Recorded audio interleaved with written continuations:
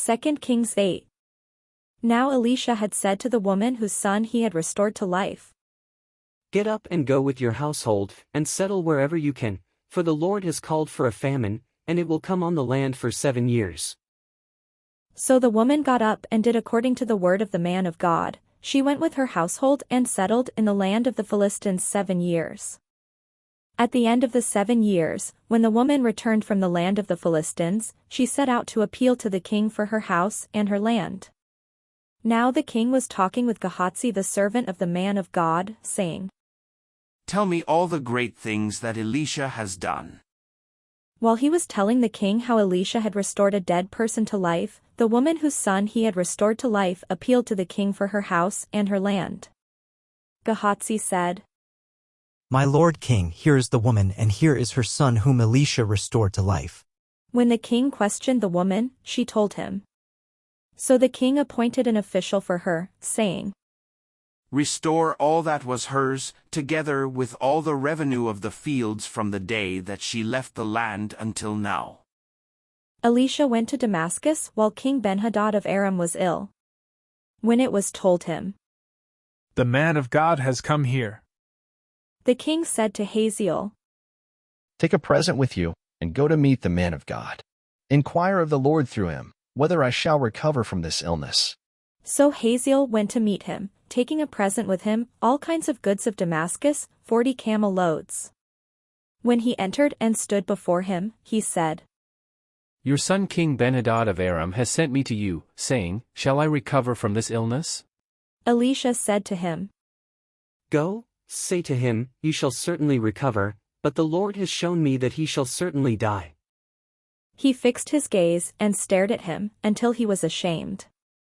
Then the man of God wept. Hazael asked, "Why does my lord weep?"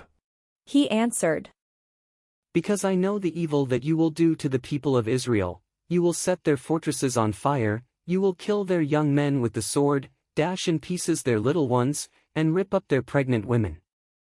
Hazael said, "What is your servant, who is a mere dog, that he should do this great thing?" Elisha answered, "The Lord has shown me that you are to be king over Aram." Then he left Elisha, and went to his master Ben-hadad, who said to him, "What did Elisha say to you?"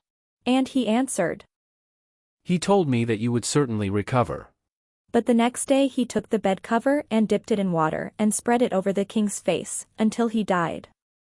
And Hazael succeeded him. In the 5th year of King Joram son of Ahab of Israel, Jehoram son of King Jehoshaphat of Judah began to reign. He was 32 years old when he became king, and he reigned 8 years in Jerusalem. He walked in the way of the kings of Israel, as the house of Ahab had done, for the daughter of Ahab was his wife. He did what was evil in the sight of the Lord. Yet the Lord would not destroy Judah, for the sake of his servant David, since he had promised to give a lamp to him and to his descendants forever. In his days Edom revolted against the rule of Judah, and set up a king of their own. Then Joram crossed over to Zair with all his chariots. He set out by night and attacked the Edomites and their chariot commanders who had surrounded him, but his army fled home. So Edom has been in revolt against the rule of Judah to this day. Libnah also revolted at the same time.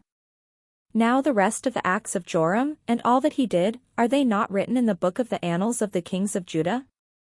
So Joram slept with his ancestors, and was buried with them in the city of David. His son Ahaziah succeeded him. In the 12th year of King Joram son of Ahab of Israel, Ahaziah son of King Jehoram of Judah began to reign. Ahaziah was 22 years old when he began to reign. He reigned 1 year in Jerusalem.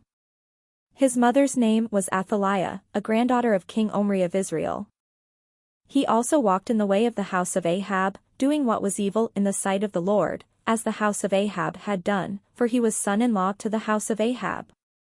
He went with Joram son of Ahab to wage war against King Hazael of Aram at Ramoth-Gilead, where the Arameans wounded Joram. King Joram returned to be healed in Jezreel of the wounds that the Arameans had inflicted on him at Ramah, when he fought against King Hazael of Aram.